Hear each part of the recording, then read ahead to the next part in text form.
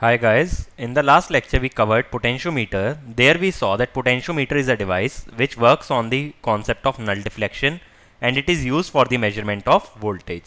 And we saw that how we can use that potentiometer for the measurement of low resistances. In this lecture we will be starting with a new device that is called as Q meter. So basically, as the name suggests, this is a device which measures Q. Q means quality factor. So this device measures quality factor of a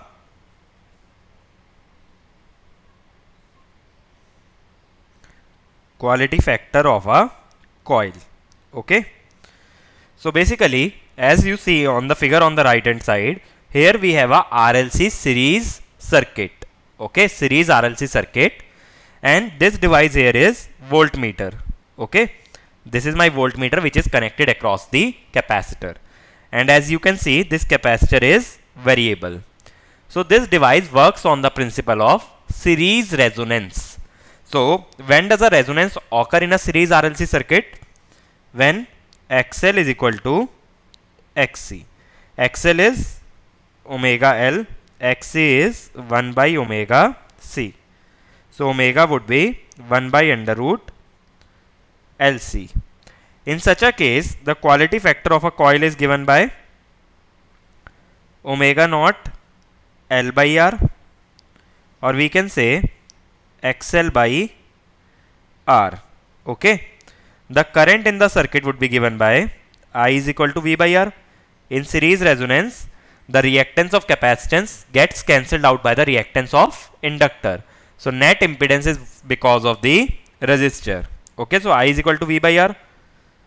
What will be capacitor voltage? Since voltmeter is connected across capacitor, we will be measuring capacitor voltage.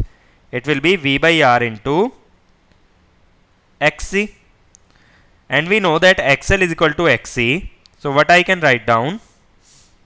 That capacitor voltage would be V by R into XL. Or we can say V into omega L by R, which is equal to Q into V. Omega L by R is my quality factor, so it is Q into V. So now if you see, the capacitor voltage is directly proportional to quality factor of the coil. So this way we can measure the quality factor of a coil using a series RLC circuit that is termed as a Q meter, or the meter for measuring quality factor of a coil. What we need to do is, we need to recalibrate this voltmeter in terms of quality factor. Like if I say, if we have Vc is equal to Qv, then the reading should be based on Q instead of Vc. Like if the dial is something like this, 0, 1, 2, 3, 4 in terms of volt, then we have to replace it by, let us say, V is equal to 10 volt. So Vc by V would be Q, 0, 0.1, 0.2, 0.3, 0.4. Okay, because Q is Vc by V. So just I have to recalibrate this dial something like this. So we need two steps. First we have to create a series RLC circuit. Then we will be measuring the voltage across the capacitor. Voltage across the capacitor is directly proportional to the quality factor of the coil. Then we have to recalibrate the dial of the voltmeter in terms of quality factor of the coil. Is it fine? So this is the basic operating principle of a Q meter. Next, let us see what are the applications of Q meter. As we just now saw, it can measure Q of a coil. Then next, it can also measure unknown capacitance. Okay, if there is a capacitance which is unknown, it can be measured using Q meter. It can also measure self capacitance. Self capacitance means if we are connecting a coil, it has resistance, inductance, but sometimes it will have a small capacitance that is called as self capacitance, distributed capacitance, or a parasitic capacitance.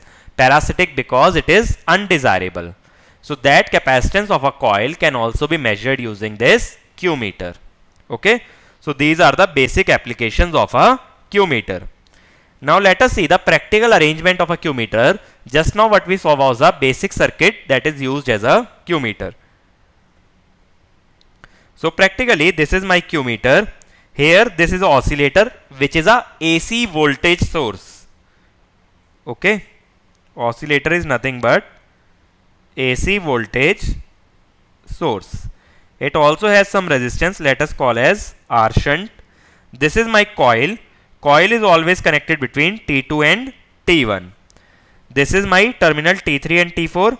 Here we have connected a variable capacitor, and this is my voltmeter. Okay, voltmeter is always connected across the capacitor. Now here I have shown one additional term which is R shunt, that is the shunt resistance of the oscillator in the system. Okay, so let us see what is the effect of this shunt resistance. How does it impact the quality factor measurement of a Q meter? So quality factor of this coil, the true value would be omega L by R. But now if you see, this R is in series with R shunt. So equivalent resistance would be R plus R shunt. So measured Q would always be omega L by R plus R shunt, or we can say omega L by R 1 plus R shunt by R.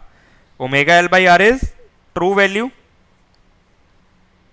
1 plus R shunt divided by R. So what do we get from here? That true value is equal to measured value into 1 plus R shunt by R. So the value measured by the Q meter, the quality factor indicated by the Q meter, would be less than the actual value. That is the effect of shunt resistance or resistance of the oscillator. Now basically, to reduce the error in the measurement of oscillator or the Q meter, then we have to reduce this R shunt. To reduce the error, we have to reduce this R shunt. So resistance of the oscillator should be as small as possible. Then only the error in the reading of Q meter can be minimized. So this is the condition for minimum error. Okay. So this formula must always be remembered in case of Q meter, that Q true is equal to Q measured into 1 plus R shunt divided by R, where R is the resistance of coil, R shunt is the resistance of oscillator. Now let us see how it can be used to measure unknown capacitance.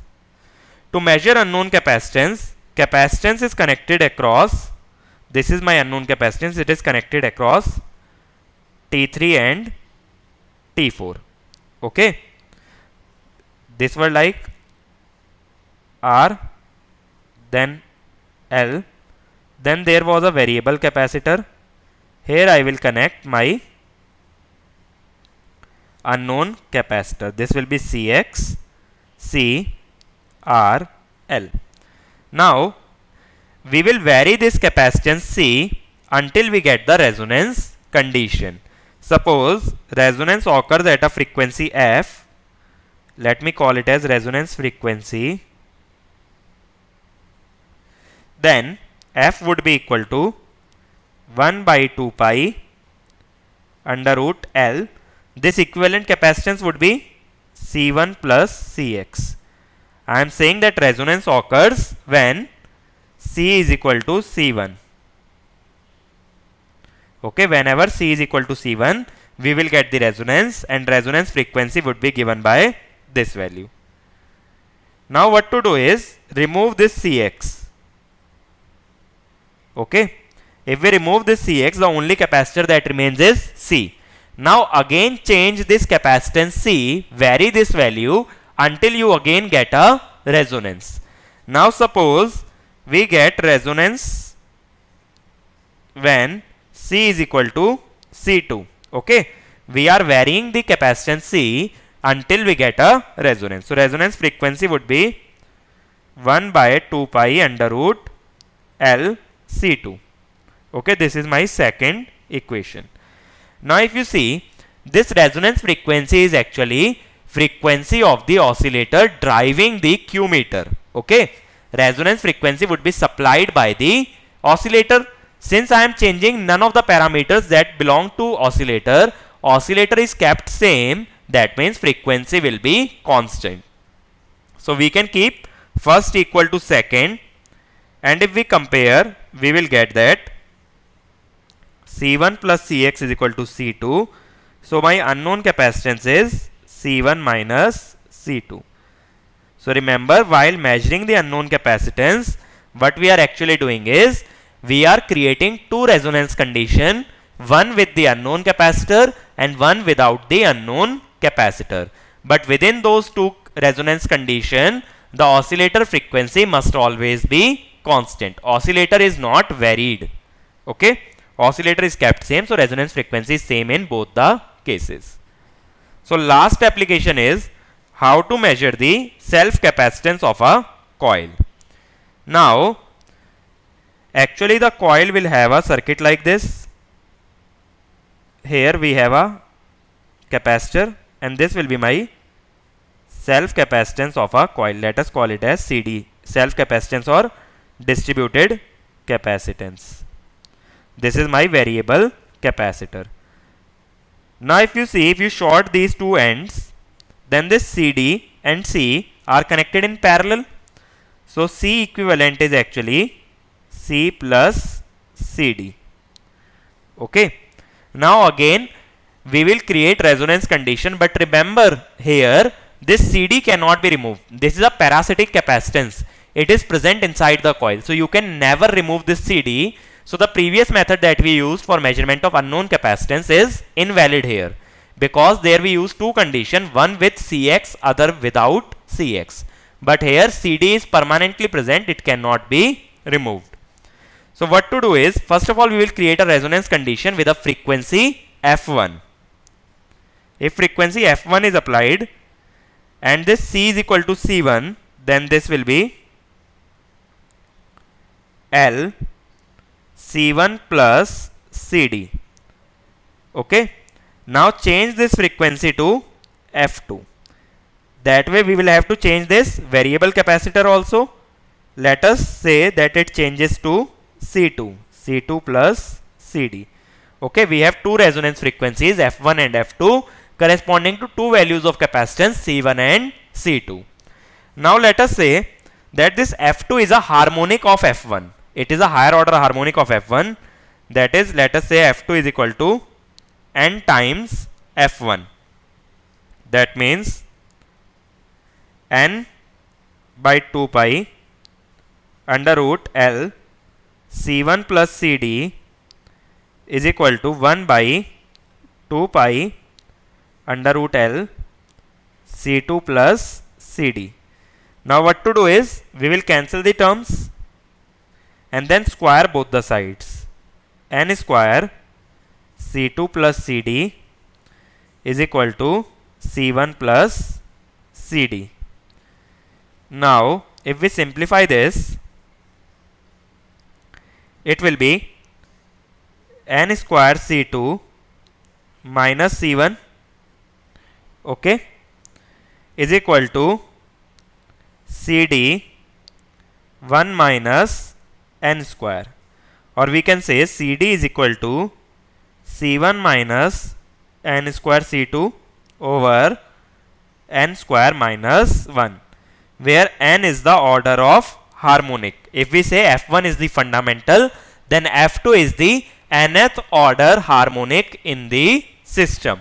Okay. So here resonance frequency is not kept constant, but rather we are varying the oscillator frequency to create two different resonance condition corresponding to two different values of variable capacitor.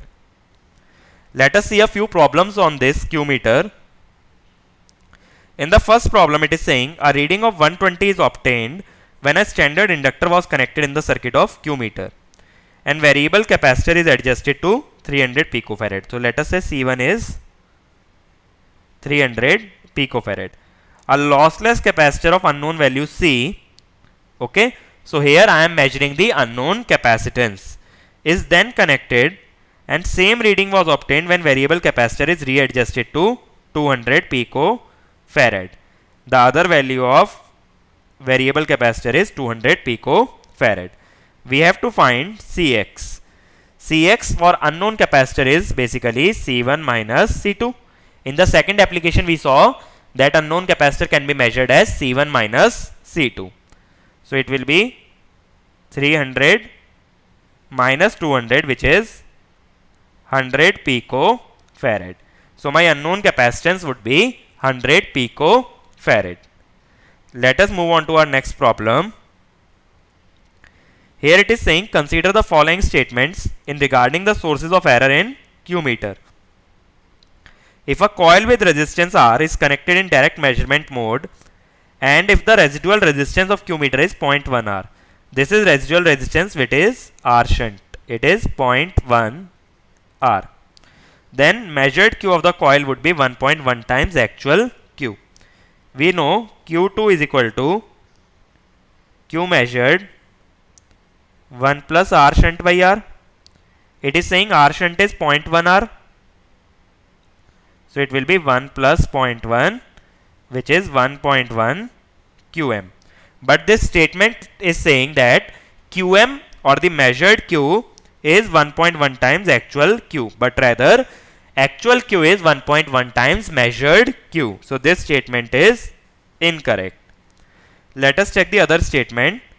If the inductance to be measured is less than 0.1 microhenry, okay, L is less than 0.1 microhenry, the error due to presence of residual inductance cannot be neglected.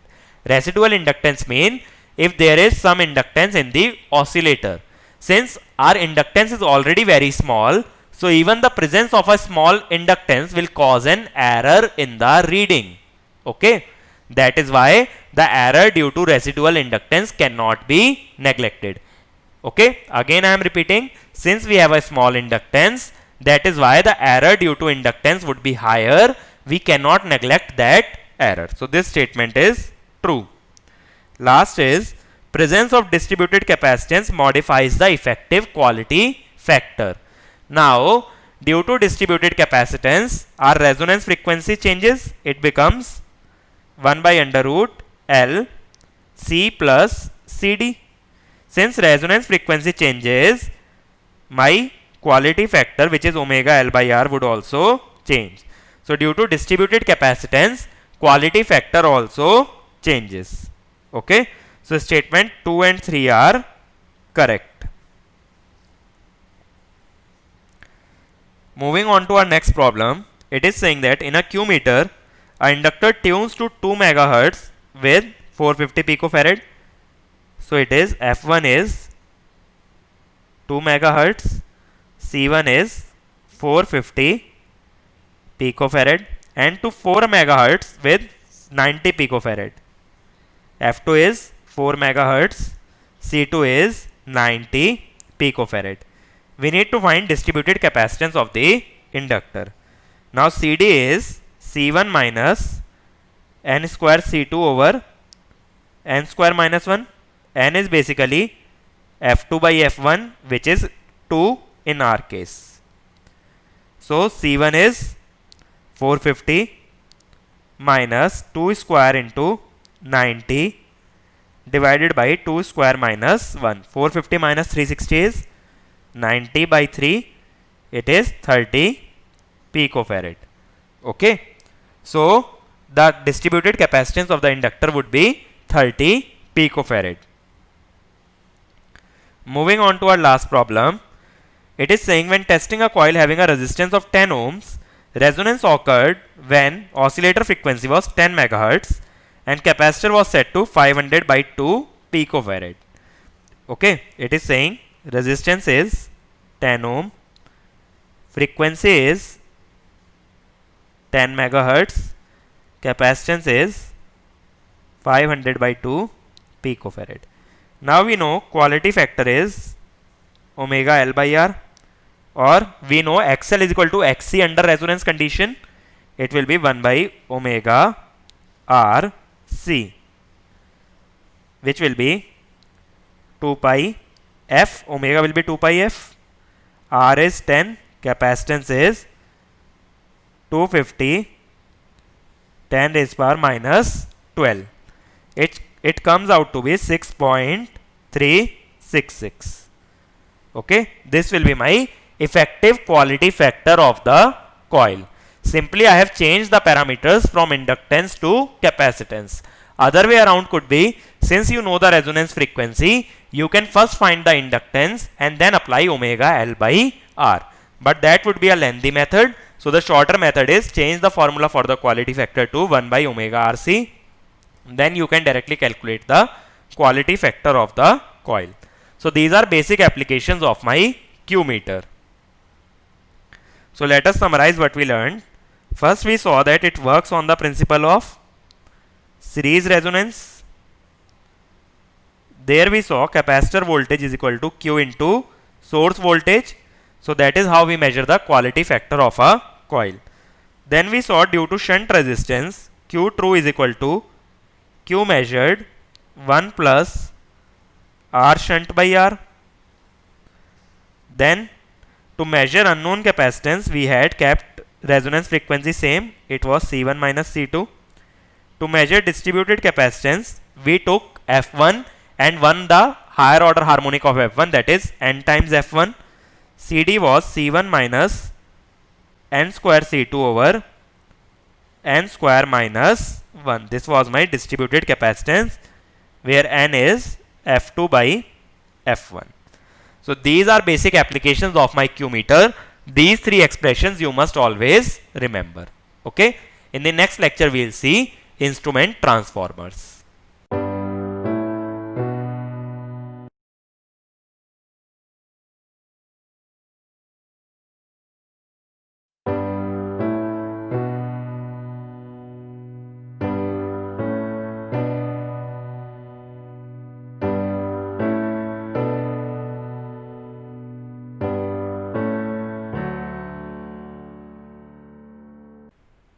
Hi guys, in the last lecture we covered Q meter. There we saw Q meters were basically used to measure the quality factor of an unknown coil. And we saw the same arrangement can be used to measure the unknown capacitance as well as self capacitance of a coil. In this lecture we will study something called as instrument transformer. Now, as the name suggests, this is composed of two words, instrument and transformer. So these are transformer which are used with instruments. Okay.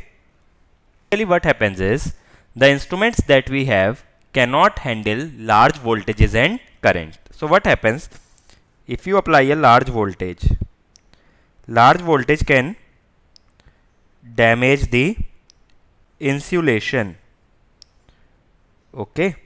And large current, what it can do is, it can damage the winding. So my instruments are usually low power devices, so they are not able to handle high voltages and currents. But as in most of the cases when we are dealing with power systems or electrical machines, we are dealing with high values of voltages and currents. So we need to measure those voltages and currents, then only we can rate our device. Suppose I am rating an induction motor, I want to know the voltage rating, or if I am rating a, let us say, DC machine, I want to know the voltage rating, then you have to measure the voltage across the terminals. Now that voltage will be in the order of hundreds of volts, or when you are measuring the voltage rating of a transmission line, that will be in the range of kilovolts. So you cannot use these instruments directly to measure such high voltages. So what we need to do is, we need to step down that voltage or current, then measure it using an instrument. Okay. So we step down these values. So the instruments or the transformers that are used to step down voltages and currents and then relay it to the instrument, those are called as instrument transformers. So since we are dealing with voltages and currents, there are two categories of instrument transformer. One is called as current transformer, other is potential transformer. So current transformer basically steps down the values of current, and potential transformer steps down the value of voltage. Okay. So these have two uses. First is to step down the value of high voltage and current. Second is to provide the isolation between actual value and the instrument. Okay. They also provide isolation so that high value of current or voltage does not pass through my instrument, so it will be protected, otherwise the instrument may get damaged. So this is the role of instrument transformers in our measurement system, to step down the voltage or current. Okay. So let us see what advantages do we get when we are using current transformer or potential transformer. First is, we can measure high voltage and current. Okay. As I told you, they will step down the voltage and current, then we can measure high voltage and current. But one thing to be kept in mind, that my instrument will need to be recalibrated, because the scale of the instrument will be in amperes only. But now you are stepping down the kilo ampere current to amperes, so you have to recalibrate the scale in terms of kilo ampere. Okay. Then only your instrument will be able to measure high voltages and currents. Okay. So there are two steps. First we will connect an instrument transformer, and then we will recalibrate the instrument. Next is, the power consumption is very low. Okay. These instruments do not consume much power. Third is, these equipments or measuring instrument is isolated from supply. Okay. That is what I told you. We will isolate the instrument from supply so that high voltages and currents do not pass through the instrument, so that my instrument is protected. Otherwise, if a high value of voltage or current passes through the instrument, then it may get damaged. That is why we need to isolate the instrument. Okay. And last one is, it has a easy maintenance. Okay. Like we saw, we can extend the range of voltmeter by using a series resistance, that we saw. But think, when we are using a series resistance, then the series resistance is also consuming some power. It will consume I square Rs. But the beauty with these instrument transformers is, they have very low power consumption. So efficiency of the instrument increases. That is, I am not wasting much power while measuring a quantity. But if we are extending the range using a shunt or a series resistance, then I am wasting much power that is being dissipated in those resistance. That is what I am saving in this case. Okay. So first let us see how current transformers work. So here we have shown current transformer. This is my primary winding. Here you see primary current is going in the input terminal, and these are three secondary windings. In one secondary winding we have connected a relay, in other we have connected a ammeter, in last we have connected a wattmeter. Okay. So here we have N1 represents primary turns and N2 represents secondary turns. So the relation that I can write down is I2 by I1 is equal to N1 by N2. Why is it so? Because N1 I1 is equal to N2 I2. MMF of both primary and secondary windings is same. Now usually when we are talking about current transformer, we are trying to step down the current. If you are trying to step down the current, that means I2 must be less than I1, or N1 must be less than N2. That is, secondary turns must always be higher than the primary turns. That is why what we usually do is, we use a bar primary. Bar primary means that number of turns in primary is equal to 1. Okay. If you want to decrease the number of turns in primary, then you can use bar primary, which has a single turn, and the secondary winding will have multiple turns so that N1 is less than N2. That is how we can step down the current by the use of current transformer. Okay, so this is the representation here. If you see, the number of turns shown is single turn. Okay, here we have shown only a single turn, where we have shown multiple turns in the secondary winding. Now usually this secondary current is of the order of 1 ampere or 5 ampere. This much decrement we do in the secondary current of a current transformer. Okay. The next thing to take care of when you are using a current transformer, secondary winding must never be kept open circuited. Why? See, the transformer action is such that secondary flux always opposes the primary flux. Okay. Phi secondary opposes phi primary. Now, if secondary is open circuited, then what will happen? I secondary is 0, which means phi secondary is 0, which means phi total will increase, because phi is phi primary minus phi secondary. Now, since secondary flux has been reduced to 0, the net flux will increase. And we know that EMF is equal to minus d phi by dt. If flux is increasing, EMF will also increase. Now, this increase in voltage may damage the insulation of the secondary winding. That is why secondary winding can never be open circuited when a current transformer is being operated. Otherwise, the EMF induced on the secondary winding is very high, which can lead to damage in the secondary winding of the instrument. So, this is the precaution that you must always take when using a current transformer. Okay. So, two things to remember about the current transformer. First is, it mostly has a bar primary, that is, it has a single turn and multiple turns in the secondary winding. Second is, the secondary can never be open circuited, otherwise its insulation may get damaged due to high voltage induced. Now, the thing is, first let us see how we can represent a current transformer in a electrical equivalent circuit. Okay. So, if you have studied transformers in machine, you will see that this is a similar circuit to the what we study in the transformer section of electrical machines. So, this circuit is also the same.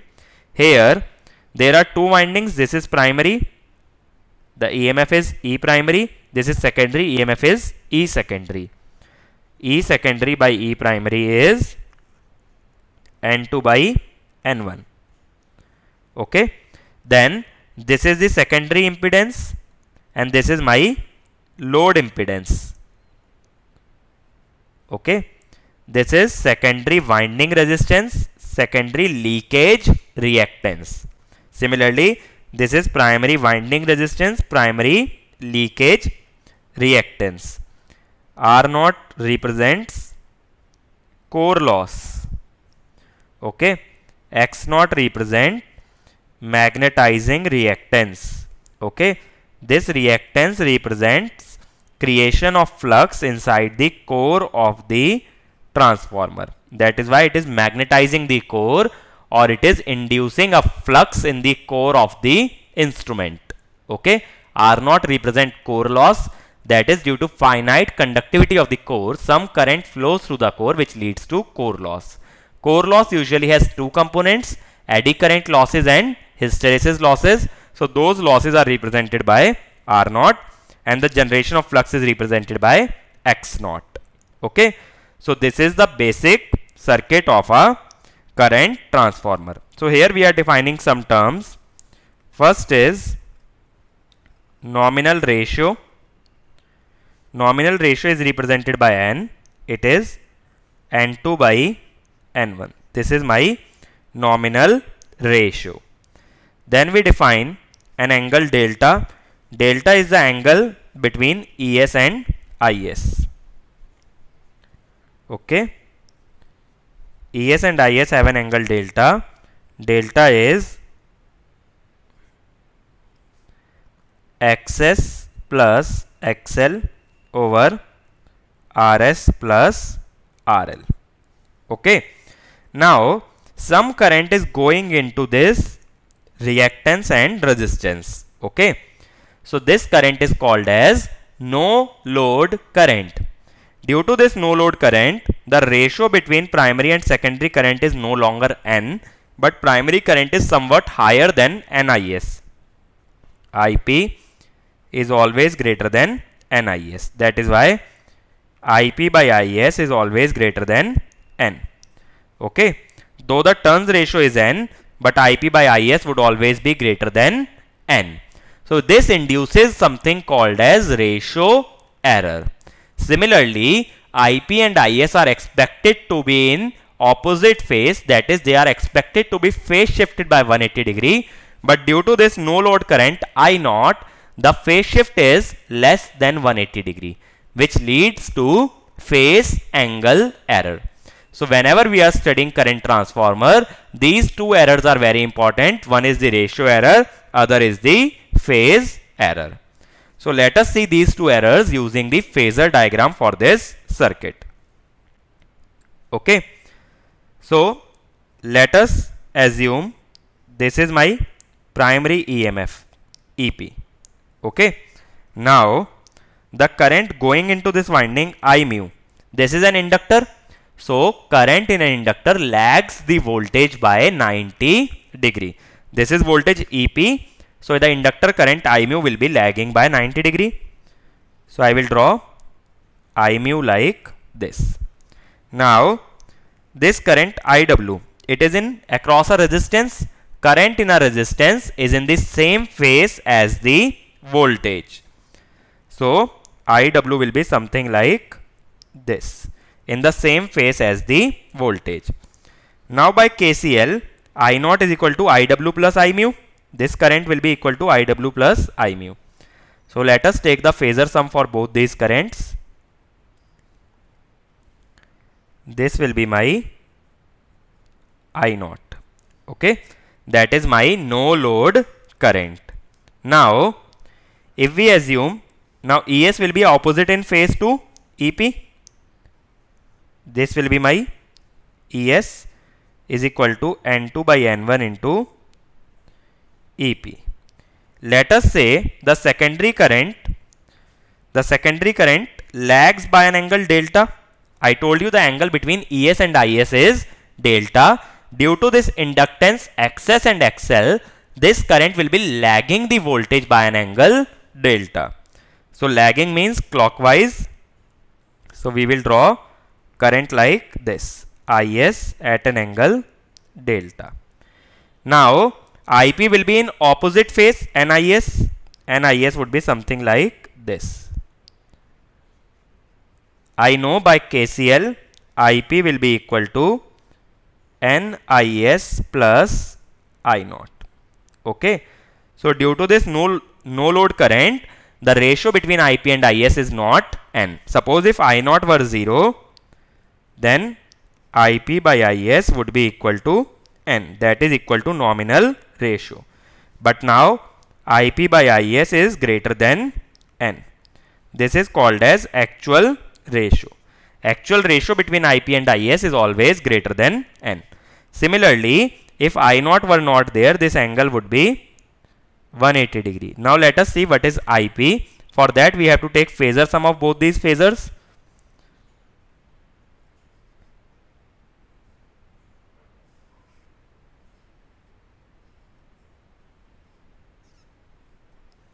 So, if we connect this, this will be somewhere like this. This will be my IP. Now, if you see this angle, this is theta. Theta is less than 180. Okay. But if I naught were not there, then this angle would have been actually 180 degrees. Due to this, it is called as phase angle error. The phase between IP and IS was expected to be 180 degrees, but due to no load current, this phase is less than 180 degrees. That is called as phase error. Similarly, the ratio between primary and secondary current was expected to be equal to turns ratio, but due to no load current it is higher than turns ratio, it is called as ratio error. So let us see what are the expressions for ratio error and the phase angle error. So ratio error, the actual ratio, that is IP by IS, is represented by R. R is actually nominal ratio plus IW, that is current in the core loss resistance, cos delta, delta means angle between ES and IS, plus I mu sin delta divided by IS. This is my relation between actual ratio and nominal ratio. Percentage ratio error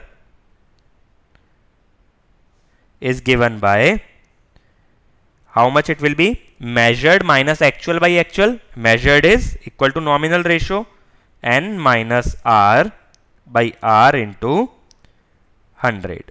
This is my percentage ratio error. Okay. The derivation for this we are not doing, how we arrive at this actual ratio, because that is not included in the GATE course. Just you have to remember this expression for the actual ratio and the nominal ratio. Now remember, whenever it is said that we have purely resistive burden, it means the load that we have connected is resistive. For resistive load, current and voltage will be in phase, therefore delta would be taken to be 0. So whenever purely resistive burden is taken, delta would be 0. So if we put delta is equal to 0 here, sin delta would also be 0.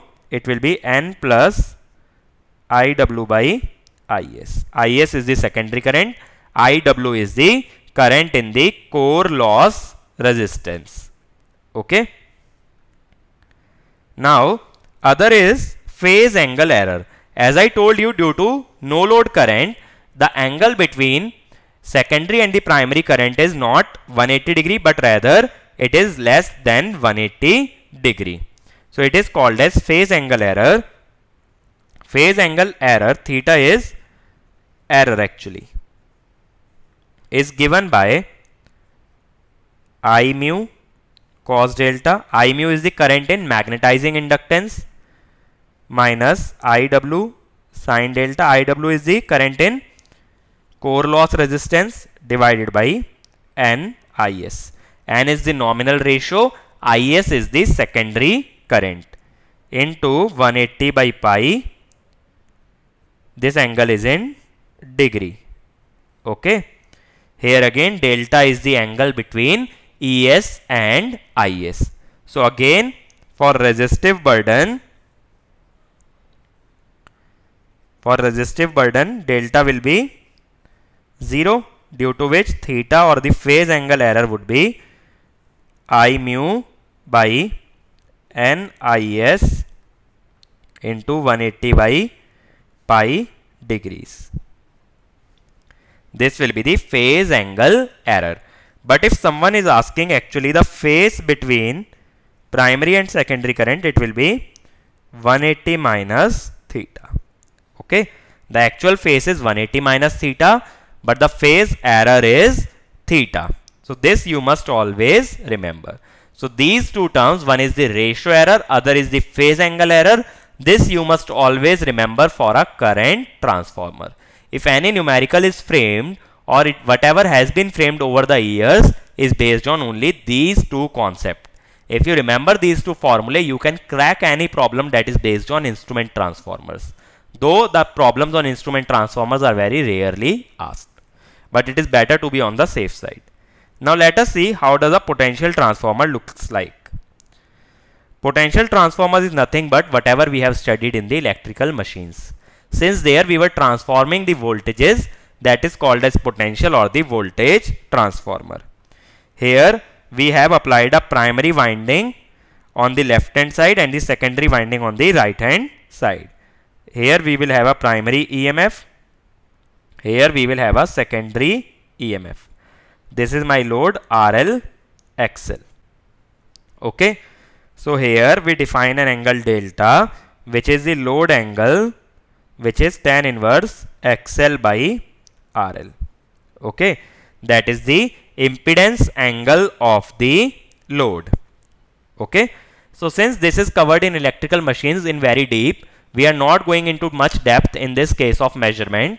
Potential transformer is that too is very rarely asked when it comes to measurement. Okay, most of the questions will be framed from current transformer, because potential transformer is covered in the first chapter of electrical machines. Okay, so here also we will define the nominal ratio as N2 by N1.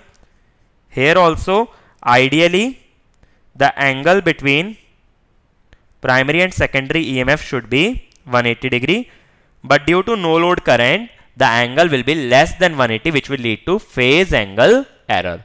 Similarly, the potential or the turns ratio or the ratio between secondary and primary Vs by Vp will be greater than N. That will be due to primary and secondary impedances. Okay, like Rp plus Jxp, there will be some voltage drop across it. Similarly, Rs plus Jxs, there will be some voltage drop across it, due to which Vs by Vp will always be greater than N, which will lead to ratio error. The nominal ratio is equal to turns ratio, but actual ratio between the voltages is higher than that, which will lead to a turns ratio error. Okay, or we can call it as percentage ratio error. So the percentage ratio error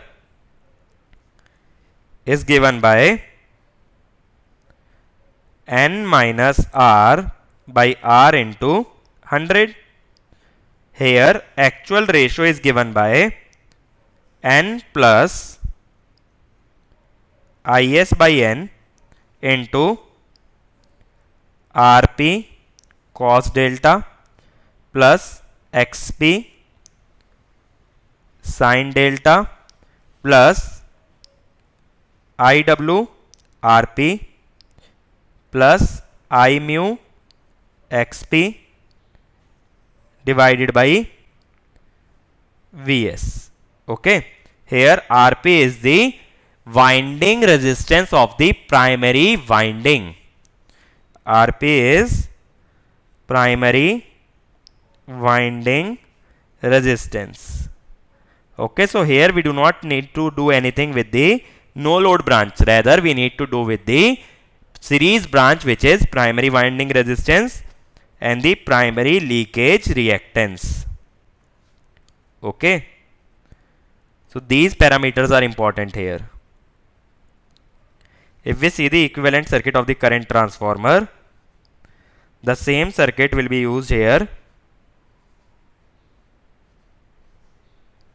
So in the potential transformer, this branch is very important, and in the current transformer this branch is important. So here whatever parameters we are considering, that is for the series branch of the primary and the secondary winding. So this formula that we have written is in terms of primary winding, the formula for the ratio error. So here we do not need to do anything with the no load branch or the no load current, rather we are interested in the series branch of the primary winding. Next is phase angle error. The phase angle error is given by Is by N into Xp cos delta minus Rp sin delta plus Iw into Xp minus I mu into Rp divided by N into Vs. This is your phase angle error, but the actual phase between primary and secondary voltage is given by 180 minus theta. Okay, so this is the actual phase angle between primary and the secondary voltage, and the phase angle error is this. But even if you do not remember the expressions for ratio and the phase angle error for potential transformer, that is fine. The more important concept here is current transformer. Okay, this we have covered just for the sake of completeness, but very rarely or even throughout the years no question have been framed from potential transformer. So you can cover the current transformer in more details and solve some more numericals on that. You can rest assured about the potential transformer. Okay. Now let us see how we can reduce this error in the current and the potential transformer. Now, since we know in the current transformer the error is coming due to no load current. Okay. Due to no load current, I am encountering an error in the current transformer. So my objective should be to reduce this no load current. Now, if the permeability of the core is increased, okay, if we increase permeability of the core, then my reluctance goes down.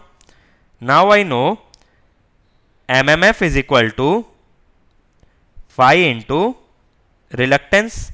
So if reluctance decreases, this MMF or the magnetizing current decreases. Okay, because MMF is equal to number of turns into magnetizing current. So even if flux is constant, if you decrease reluctance, then your magnetizing current would reduce, due to which my no load current would reduce, because no load current is nothing but under root IW square plus I mu square. So if we use a core having a high permeability like a soft iron core, then my permeability would increase, which will lead to reduction in the reluctance, which will further reduce the no load current. So that way we can reduce the no load current and hence the ratio and the phase error. Okay.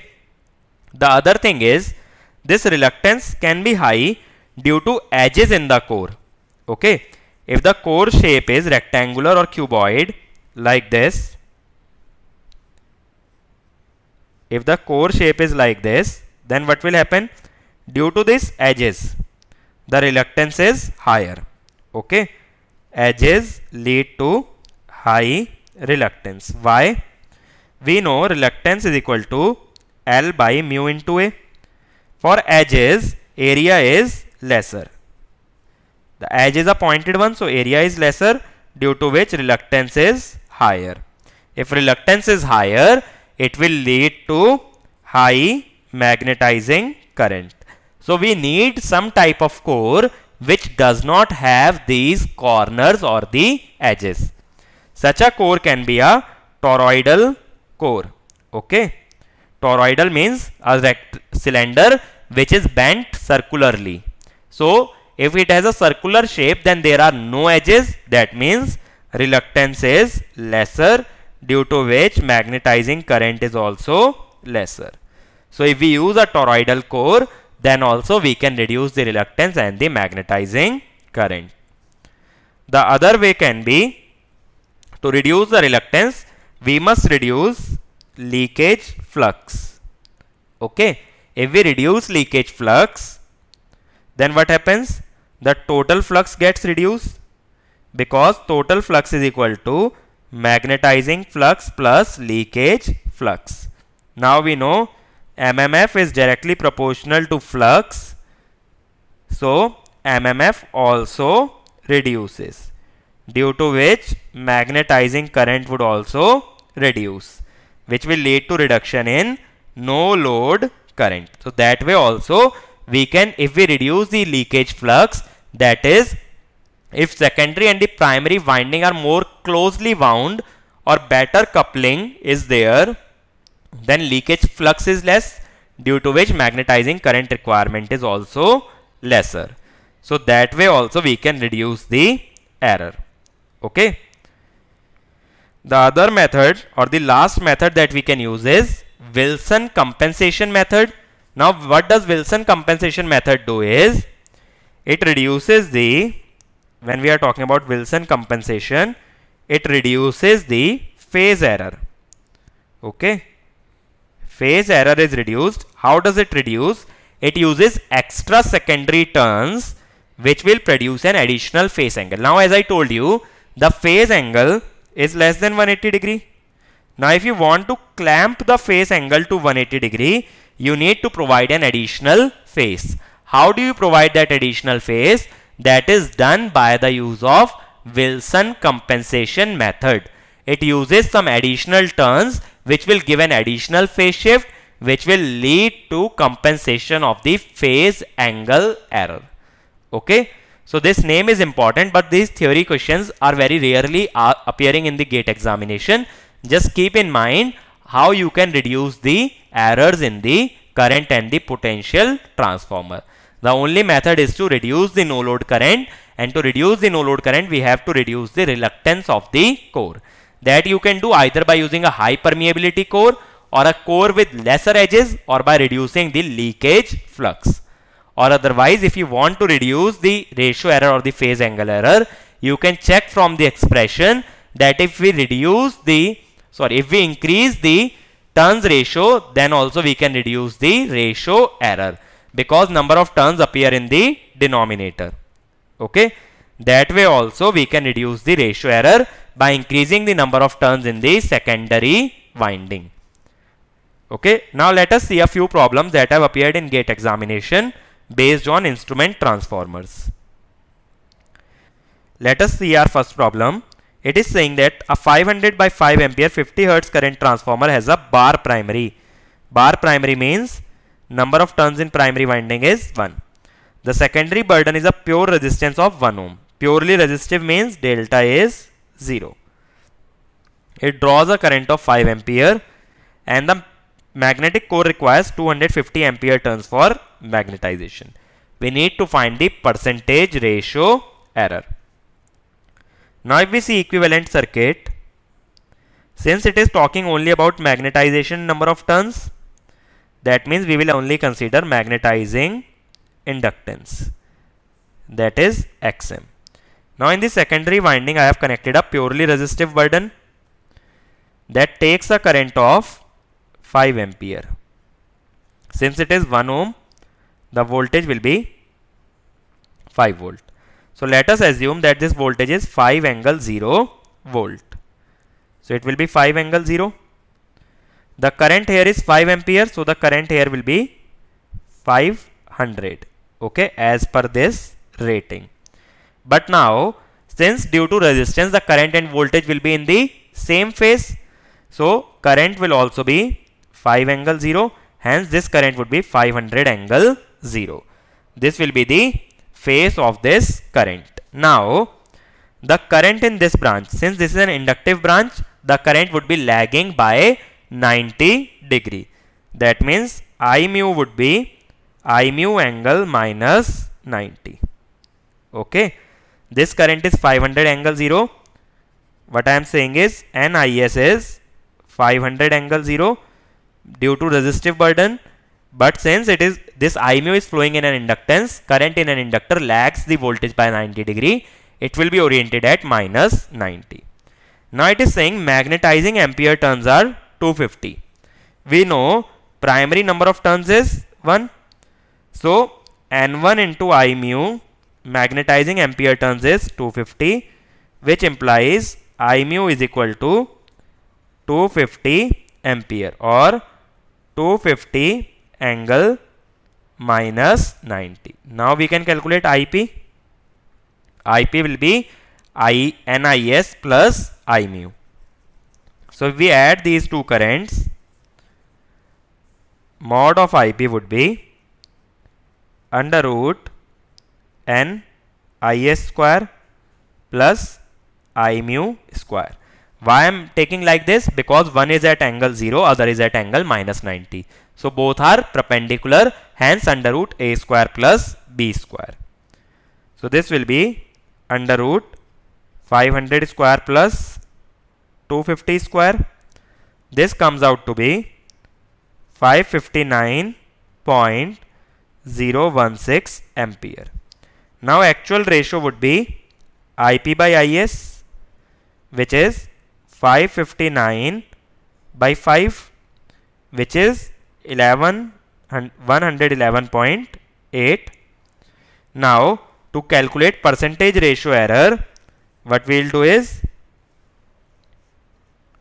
it will be N minus R by R into 100. Number of nominal ratio is 500 by 5, that is 100, Actual is 111.8 into 100. Now this error or the ratio error comes out to be negative, that is minus 10.5%. Okay, so this is my ratio error for the current transformer. So here I haven't made use of any formula, rather what I have done is I have used the equivalent circuit of the current transformer, because that will yield the exact result. If you are using the formulas that we have derived, they always give the approximate result, because those are approximation after neglecting the insignificant terms. Let us move on to our next problem. In this problem, it is saying a 50 Hertz bar primary again means N1 is equal to 1, has a secondary with 500 turns. So N2 is equal to 500. The secondary supplies 5 ampere current in a purely resistive burden of 1 ohm. That means delta is 0. The magnetizing ampere turns is 200. That means N1 into I mu is 200. Okay. We need to find the phase angle between primary and secondary current. So here we need to find the phase angle, not the phase angle error. So first of all, whatever I have done in this problem up till now is, for each line in the problem, I have found the parameter corresponding to it. I have translated each line in the language to a numerical data. That should be your tendency when you are solving a problem. Whenever you are solving a numerical, you must be able to identify what data is this line giving, or what significance does it have in reference to the numerical problem given to me. So now, first let us find the phase angle error. Phase angle error is 180 by pi into how much? I mu cos delta minus IW sin delta divided by NIS. Now since I know N1 into I mu is 200 and N1 is 1, means I mu is 200. Since delta is 0, this sin delta term would go to 0. So 180 by pi 200 into cos delta is 1 divided by NIS. N is how much? N2 by N1, that is 500, and the secondary current is 5. So this will come out to be 4.6 degrees. But remember, this is the phase angle error. So phase angle between primary and secondary would be 180 minus theta, that is 175.4 degrees. So remember, whenever you are solving a problem, you have to check whether it is asking for phase angle or the phase angle error. The formula that we have derived is for phase angle error, and the phase is given by 180 minus error. Let's move on to the last problem. It is saying is 200 by 1 is current transformer. So this given to me is the nominal ratio N. Is wound with 200 turns on the secondary on a toroidal core. That means N2 is 200. When it carries a 160 ampere current on the primary, okay, that means I primary is 160 ampere. The ratio and phase errors are found to be corrected to minus 0.5%. So it is saying that percentage ratio error is minus 0.5%, and the phase error is theta is 30 minutes, or we can say 0.5 degrees. If the number of secondary turns is reduced by 1, that means N2 dash we have made it to 199. We have to find the new ratio error and the phase error in minutes. Now we know percentage ratio error is equal to N minus R by R into 100. This is given to be minus 0.5 by 100. Number of turns or the nominal ratio is 200 minus R by R. So this gives me that R is equal to 201. Okay, so actual ratio is 201. Now we know that actual ratio, how we can find the actual ratio? R is equal to N plus IW cos delta plus I mu sin delta by IS. Now this term is not a function of N. Even if you are reducing N, this second term will not change. So actually, if we substitute the values here, R is coming out to be 201 is equal to 200 plus, let us call this term as X. So X will be 1. It is constant. Okay. So remember, this term would always be constant because it is not dependent on the number of turns. Now when we make N is equal to 199, then how much will R be? R will be 199 plus X. X is 1. So it will be 200. Now the actual turns ratio become 200.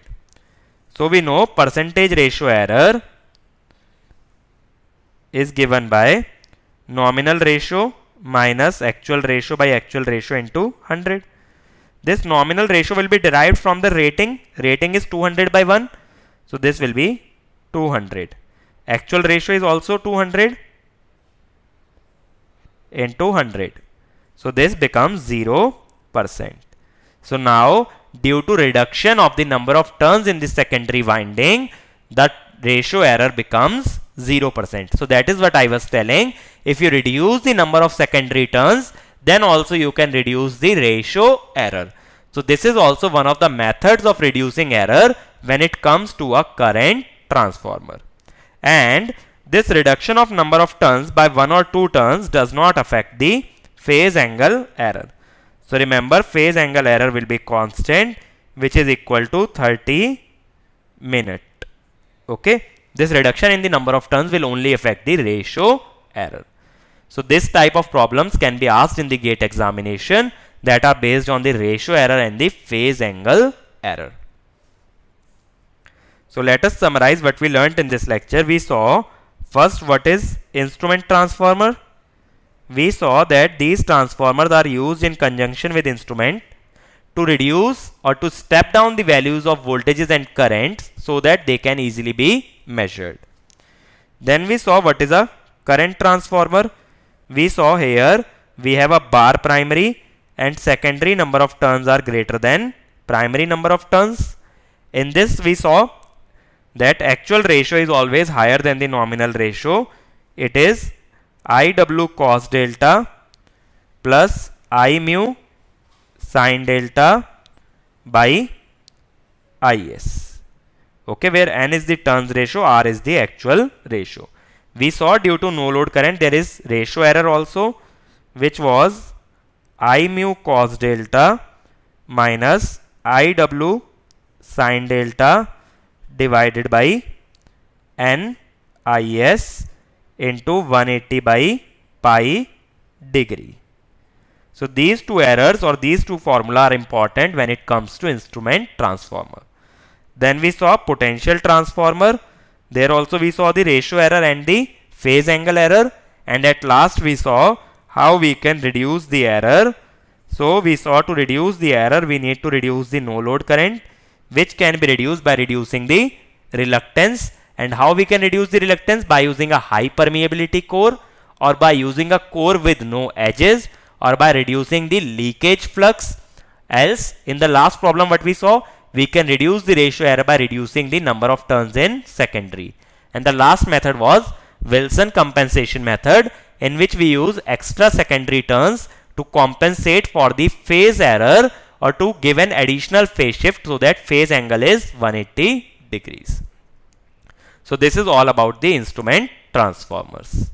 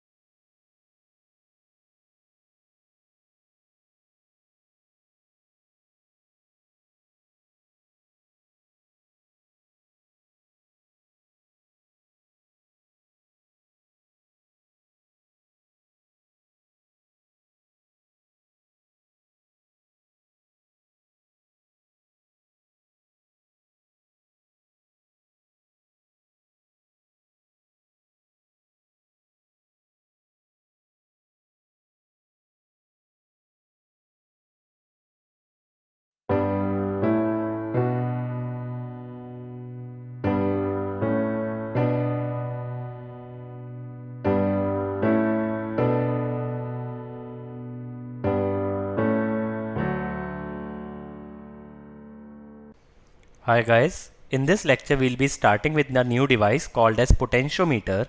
Now potentiometer, as the name suggests, is composed of two words, potential and meter. So this device is used to measure the unknown battery voltage or the potential difference between two points. Okay, so it is acting like a voltmeter or it is measuring the potential simply.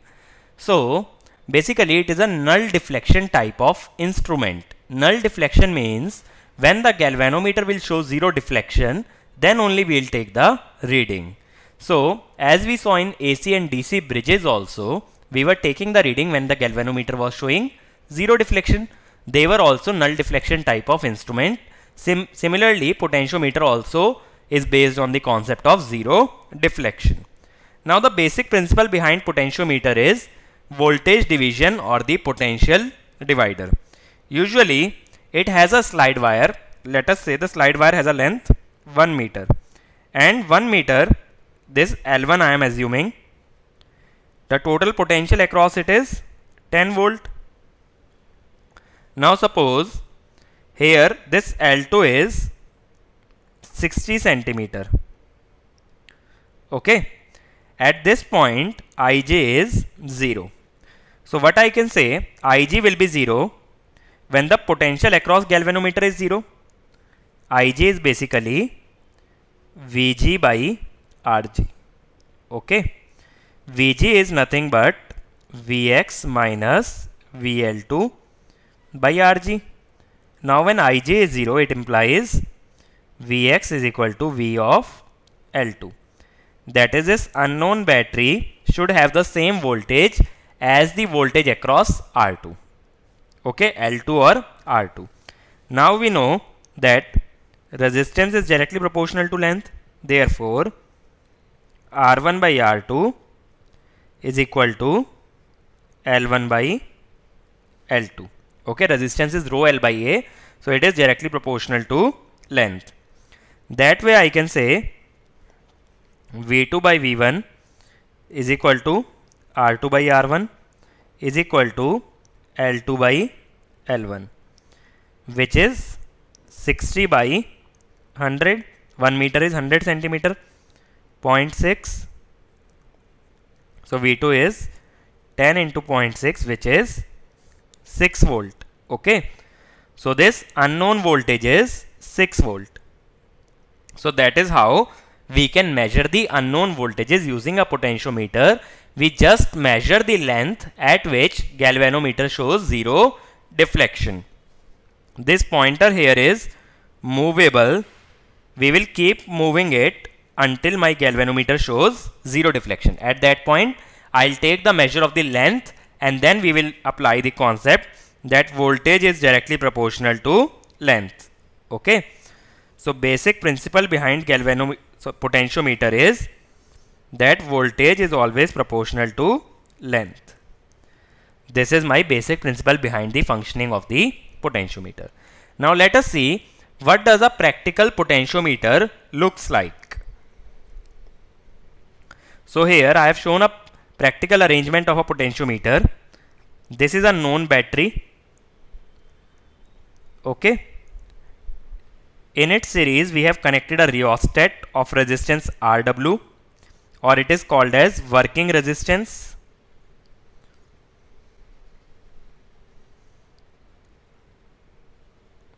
Okay.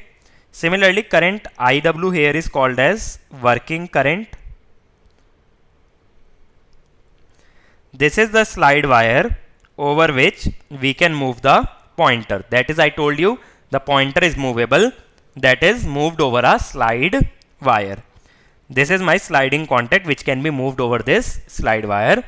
It is also called as jockey. Okay, this can be moved over this slide wire. Now here we have two batteries. One is this unknown Vx, one is this known, let us say, V. Okay, so I want to find the potential of this unknown battery, that is Vx. Now first let us find out this working current IW. IW is the working current. It will be given by VB over RW plus L into R. Here L is length of slide wire and R is resistance per unit length of slide wire. Okay, so R into L is resistance of the slide wire. LR is resistance of slide wire. So this will be my working current. Now first let us connect this switch at A. Let us first connect the switch at A. Now that means I have connected my standard cell across this circuit. Then if I say galvanometer has zero deflection, that is current through the galvanometer is 0, which means let us say this galvanometer current is 0 at length x is equal to L1. At L1 length it shows 0 deflection. Then battery voltage V would be equal to working current into L1 into R. Okay, this battery voltage should exactly be equal to the voltage here. Okay, this is length L1, so this should be equal to this. That means V is equal to IW into L1 R. Now what we do is we will connect the switch at B. Okay, switch will be connected at B. Again for zero deflection, I will move this sliding contact over the slide wire, and let us say we obtain the balance at new length L2. Then I would say Vx is equal to IW into L2 R. Now since IW is constant, what I can say is Vx by V is equal to L2 by L1, or unknown voltage is equal to V into L2 by L1. So this is how we can identify, or we can find the unknown voltage in terms of a known voltage. So potentiometer is a null detector type of instrument or null deflection type of instrument, and it basically compares two voltages. One is a unknown voltage, other is a known voltage. Okay, that is how my potentiometer operates. It basically works on the principle of comparing an unknown quantity with a known quantity. Is it fine? And one thing that you always need to remember in potentiometer, voltage is always proportional to length. Okay, because V is proportional to R, which in turn is proportional to length. Resistance is proportional to length and voltage is proportional to resistance, so voltage is directly proportional to length. Okay, so basically what are the applications of potentiometer? As we saw just now, it can measure unknown voltages. Okay, also it can be used to measure low resistances. This we will see just now, how we can measure low resistances. Then it is a standard instrument, so it can be used for calibration of other instruments. Okay, so it can be used for calibration of voltmeter, ammeter. Instruments like this can be calibrated with the help of potentiometer, because calibration is a process of marking on the scale of the instrument. We need a standard instrument for that, and we need a unknown instrument for that. So voltmeter and ammeter will not have any markings. We will use the potentiometer to mark the scale of these instruments.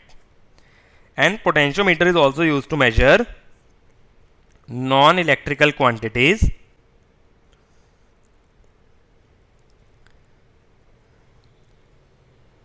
like displacement, like pressure and force. So what we do is, basically in potentiometer, voltage is proportional to length. So if length changes, that is if there is a displacement, then there will be a change in voltage.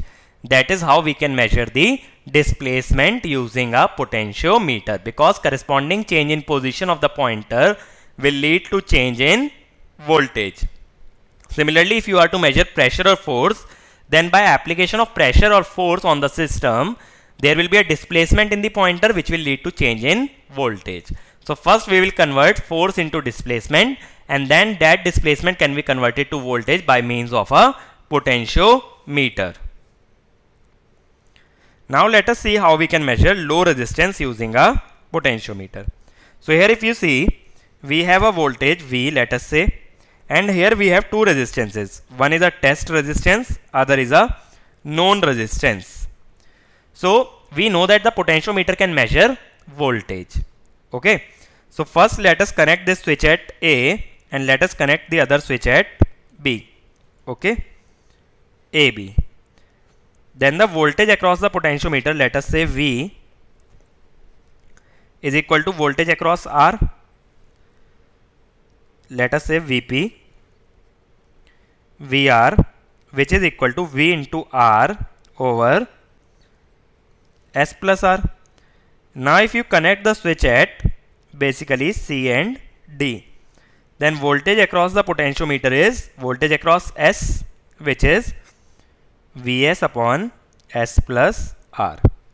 Now if you take the ratio, we can say VR by Vs is equal to R by S. So we will measure voltage two times, one across the R, other across the S using a potentiometer. Then ratio of those voltages will yield the unknown value of resistance. Here R would be VR by Vs into S. Now we know in potentiometer voltage is proportional to length. So I will say R is L1 by L2 into S. Okay. This way we can measure the unknown resistance or a small value of resistance using a potentiometer. Okay. There is no concept involved in that. That is, we are converting a resistance into a voltage and measuring that voltage using a potentiometer. So remember, potentiometer always measures the voltage. If you can convert any quantity into voltage, then you can measure it using a potentiometer. So let us see a few problems based on this. In our first problem, it is saying a potentiometer using a standard cell of 2 volt, that is my battery voltage, 2 volt, has a slide wire of length 2 meter,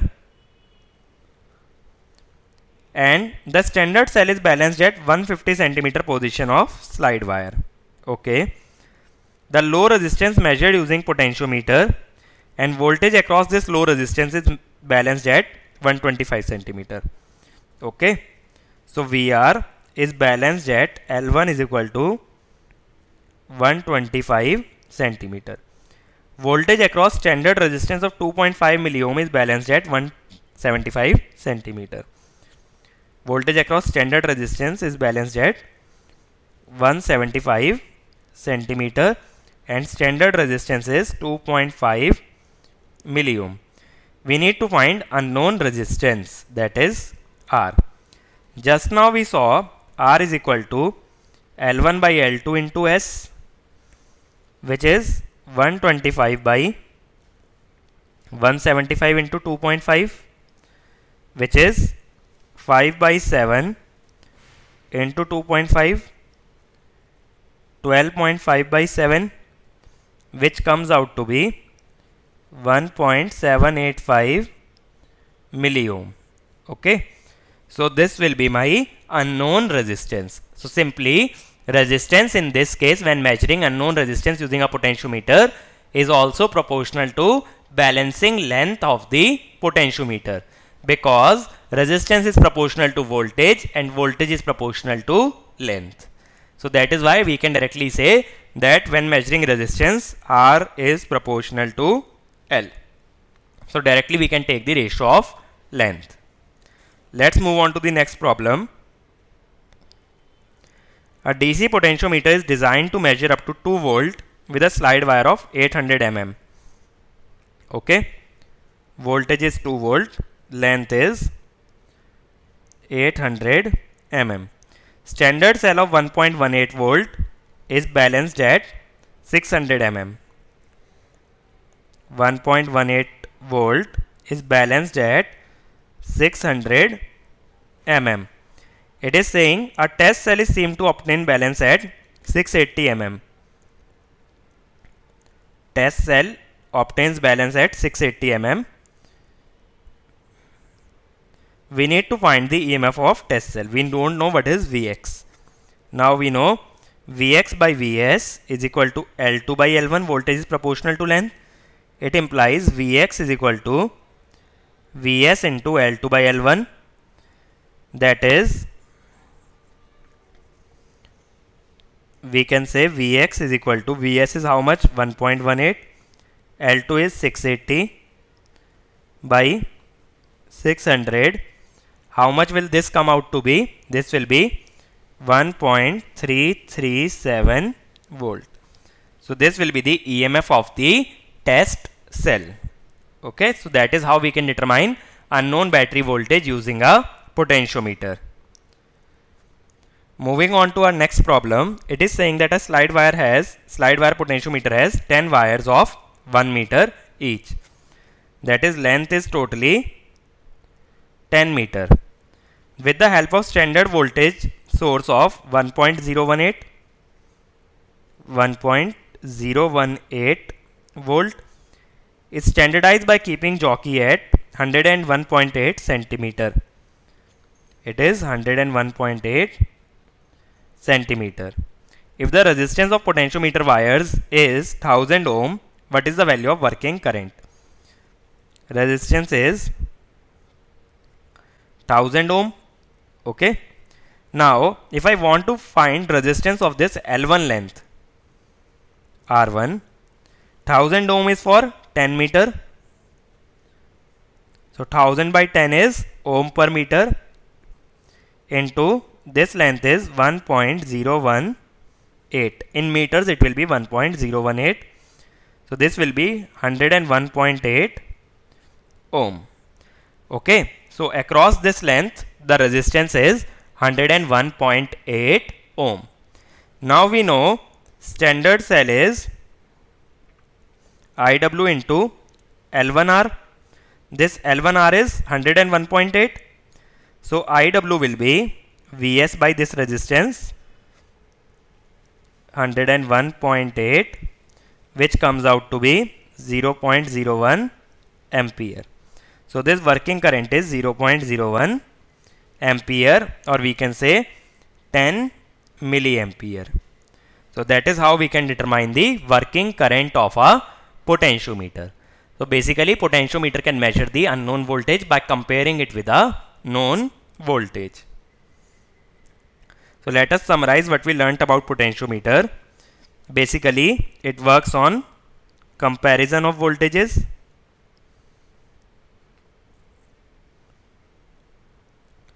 Okay.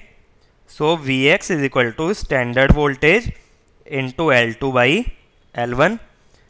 It can be used to measure low resistance. The low resistance R is equal to S into L1 by L2. L1 corresponds to when we are using resistance R, L2 corresponds to when we are using resistance S. So that is how we can measure the unknown voltages and resistances using a potentiometer. So this is all about potentiometers, and it is mostly used in calibration of other instruments. It is not used to make any measurements industrially. Okay, it is just used for calibration purposes.